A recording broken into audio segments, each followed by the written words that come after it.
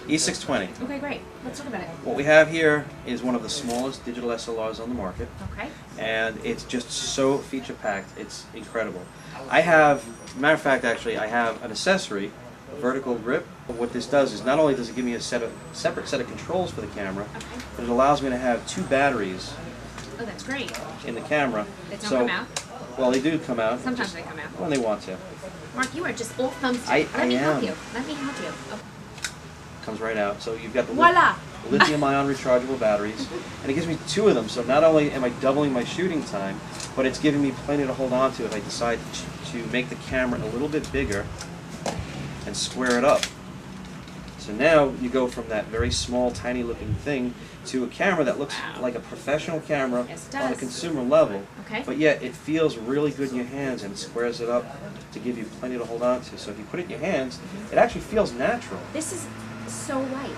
Exactly. This weighs nothing. And this is part of one of the things that we do as a company. So now you can hold this camera like this? Like that. Or I can turn it that way, and I've got my trigger over here, so I'm still shooting in a normal orientation. How cool is that? So, and you went to go do exactly what I wanted to show you next. Don't do what? No, you wanted to do the live view. So you, again, you come from the point and shoot background where you've got the little point and shoot camera and you're used to looking at an LCD screen. Stepping from a point and shoot camera into a camera like this, your first inclination is to actually go here and look at the LCD before you pick up the camera to your eye. But what I can do is I can actually activate the screen on the back of the camera. Okay, so it has live view, it has a viewfinder, you have the options. Exactly, but wait, there's more. Not only can I do that, but I can actually move the screen out. So if I want to do compose from a different angle, or for those of us who want to go short, big screen also to be able to do that. I can actually come up here and I can shoot downward at my subjects. Or you're doing the kids, you want to shoot from their level without actually being on their level, I can do that. What's even cooler too, we were talking about aspect ratios in film and comparing film cameras to digital cameras in the new times. Right now, the camera is actually set up in a 16:9 format, so I can mimic. If you pull this out, you can... And I can protect the LCD as well. I just want to see. Yeah, that's very cool. If you're traveling and you're afraid of banging the LCD, you can actually protect it that way. There's no glare on this. No glare, HyperCrystal LCD screen, so again, it's designed to be glare-free and be able to do anything that you wanted to do when you wanted to do it. We believe in making things very simple, very linear, straightforward for the consumers. Up on the top of the camera, I've got the mode dial. You'll see that I have some different pictures, the head for the portrait shots, the landscape, the flower for macro, the moving guy for sport mode. These are all scene modes or instant expert modes that we have on all of the cameras. Real easy, those are the popular ones, you can go right to them. I have art modes and get creative in camera without having to go to Photoshop and apply some different effects. I have the grainy film, the pop art, the pale and light, soft focus. They're great. And then the instant expert modes, I have all of those things that you would do normally, taking pictures of people, the fireworks, documents, landscape, portraits, everything in there that I can go ahead and do what I want to do without thinking about it. The camera can shoot JPEGs, it can shoot RAW files, I can shoot a RAW plus a JPEG. The camera also has a 7-point autofocus system in the camera, which allows me to use 7 different points, auto points in the camera, or I can set it to a single point like a professional camera. And then you have the full auto mode on the camera where you don't have to think about anything, just pick the camera up, go and have some fun. And that's the whole point. If it's not usable, if it's not friendly and simple to use, people don't want to pick it up and use it. This has a very, very friendly now, mode. we were talking about making things small. Let me just kick this off for a second. Take the vertical grip back off the camera. If you notice, I just cut the size of the camera in half by doing that. And then what, you put your I could put my battery back in. Okay. Put it in the right way would help. Okay. Kick the camera on, but if I want to make the camera smaller, lens options. Always nice to have.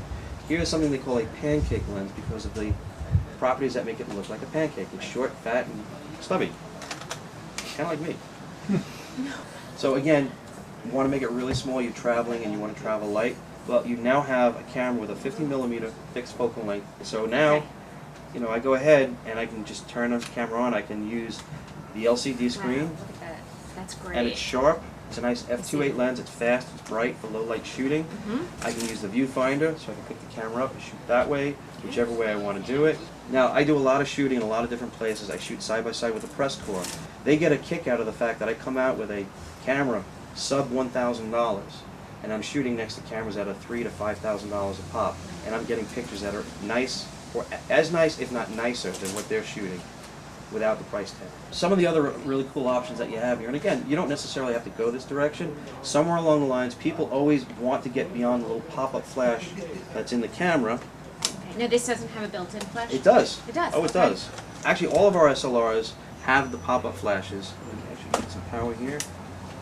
So I have a pop-up flash here, and then I have the pop-up flash here. Okay. Now, pop-up flashes are good for about 10 to 12 feet. There will be times that you decide, you know what, I need to get past that. Okay. So that's when you decide to go to something, an accessory called an external flash. Okay. The cool thing about these flashes is not only can I put it on the hot shoe, but, and I can shoot where I can do my bounce and my swivel, turn the head around, and do whatever I want to do. But I also have a menu in the camera, in both of these cameras as a matter of fact, that I can control up to 200 of these flashes in 3 groups like studio lights. So if I'm traveling, which I've done before, and I don't want to get on the plane with $30,000 of studio gear, I'll take a couple of these with me, maybe a few stands and a couple of diffusers, and I'll just do a commercial shoot with a handful of these as opposed to the studio gear, and I'm portable. So the fact, and it's easy to do, it's right from the back of the camera. I can set them on the stand, turn it on, and walk away basically, and not have to touch them other than turn them on and off. Wow. So it's really simple, very easy to do. You've got the abilities to work like a professional, but you don't have to know anything in that realm. You can do it real simply, just by using the scene modes, just by using the auto, the art modes, nice and simple. If you are an advanced user and you want to use manual exposure, it's on here as well. I can shoot in full manual exposure, I can do an aperture priority, shutter priority, everything in between. I can do anything that I need to do photographically with the camera with no problem. Wow. That's pretty great.